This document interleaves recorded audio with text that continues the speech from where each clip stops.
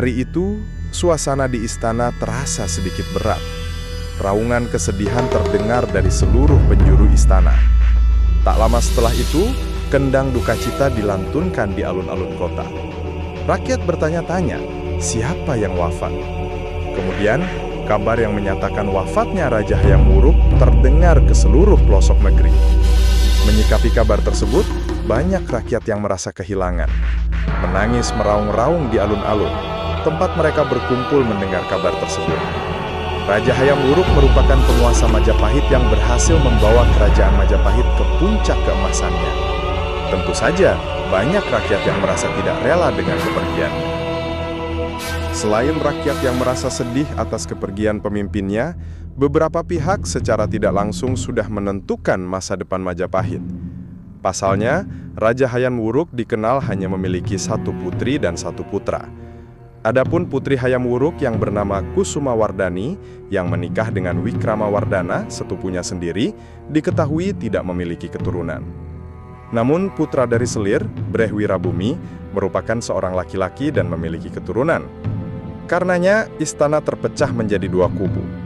Satu kubu berpendapat bahwa Kusumawardhani lebih berhak karena merupakan keturunan Raja Hayam Wuruk bersama Paduka Sori.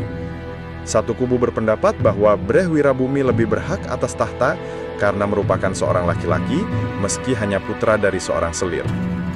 Meski begitu, perselisihan tersebut berubah menjadi perseteruan diam-diam setelah Kusumawardhani naik tahta bersama suaminya, Wikramawardhana. Terlebih setelah Kusumawardhani, meskipun bukan pemimpin yang sangat baik, tapi juga bukan pemimpin yang sangat buruk. Pada akhirnya, perselisihan antara dua kubu tersebut masih ada meskipun tidak muncul ke permukaan.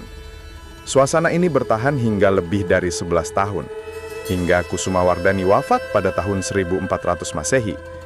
Meski begitu, ketegangan politik itu meletus di tahun 1404, 4 tahun setelah wafatnya Kusumawardhani. Ketegangan politik yang berkelanjutan berakhir menjadi Perang Paregreg. 4 tahun lalu, setelah Kusumawardhani wafat, Breh Wirabumi meminta Wikramawardhana untuk turun tahta. Breh Wirabumi mengklaim bahwa untuk saat ini, dia lebih berhak atas tahta jika dibandingkan dengan Wikramawardhana. Wikramawardhana menolak dan terus memerintah Majapahit sendiri. Pada masa itu, Wikramawardhana dengan Breh Wirabumi sudah memiliki wilayahnya sendiri-sendiri.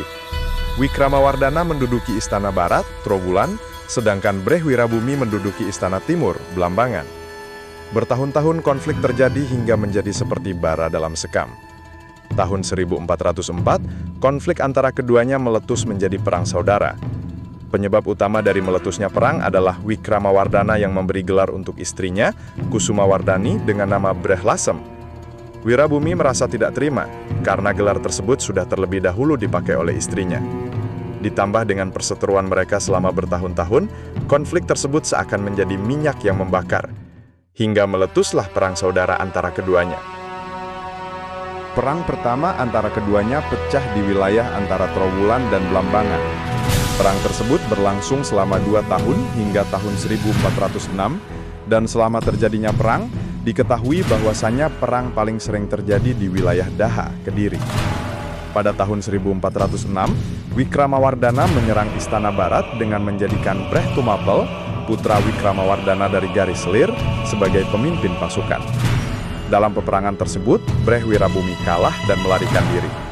Meski begitu, salah satu patih Istana Barat yang bernama Raden Gajah Menakjinggo berhasil mengejar dan membunuh Breh Wirabumi yang melarikan diri menggunakan perahu.